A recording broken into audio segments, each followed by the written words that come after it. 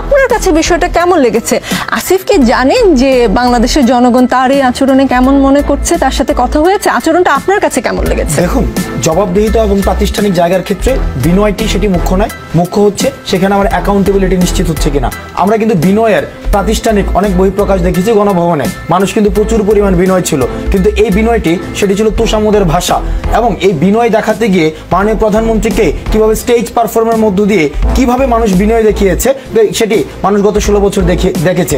অর্থাৎ আমার যদি বিনয় দেখাতে গিয়ে সেখানে ল্যাক অফ অ্যাকাউন্টেবিলিটি ক্রিয়েট হয়, আর বিনয় না দেখিয়ে যদি সেখানে অ্যাকাউন্টেবিলিটি ক্রিয়েট হয়, আমি সেই বিনয় না দেখানোইকে আমি হচ্ছে সেখানে গ্রহণ করব।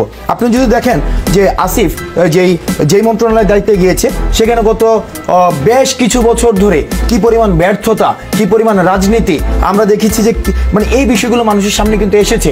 এখন শুধুমাত্র আমাদের বিষয়টি দাঁড়িয়েছে কি, বর্তমান প্রেক্ষাপটে আমরা লিগ্যাল অ্যাড্রেসগুলো বা প্রাতিষ্ঠানিক অ্যাড্রেসগুলোকে এই ছোট ছোট সংস্কার, মানে যেই সামাজিক অনুশাসন যেগুলো বলি, এই সামাজিক অনুশাসনের মধ্যে ফোকাস করার মধ্য দিয়ে আমাদের ফোকাস ডাইভার্ট হয়। এখানে আমাকে দেখতে হবে, মানুষ যথার্থই বলেছে আসিফ কিন্তু এখানে তরুণ উপদেষ্টা বা ছোট উপদেষ্টা, জুনিয়র উপদেষ্টা, এইসব বিষয়গুলো না।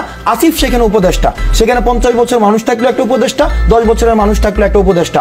উনি যেহেতু উপদেষ্টার পদটি অলঙ্কৃত করেছেন, সেই জবাবদিহিতার জায়গা থেকে সেখানে যেই থাকুক না কেন, খালিদ মাহমুদ সুজন বা যেই থাকুক না কেন, আর্মিতে যদি আমরা দেখি, আর্মি ডিসিপ্লিনের মধ্যেই কিন্তু সেখানে ডিসিপ্লিনটি হচ্ছে প্রাধান্য পায়, বয়সটি সেখানে প্রাধান্য পায় না। ব্যক্তিকেন্দ্রিক জায়গা থেকে বিনয় সেখানে প্রাধান্য পাবে। আমরা দেখেছি রাজনৈতিক দলের মধ্যে যেখানে হয় রাজনৈতিক সংলাপে তাদের আমরা অনেক বিভাজন দেখেছি, কিন্তু ব্যক্তিকেন্দ্রিক জায়গার মধ্যে তাদের আমরা অনেক সক্ষতা দেখেছি। সেই জায়গা থেকে আমি মনে করি যে বিনয় বহির্ভূত জবাবদিহিতা আমার বেশি প্রয়োজন বিনয় সহ তোষামোদ থেকে। জি, একটুখানি সময় আছে, শেষ একটা প্রশ্ন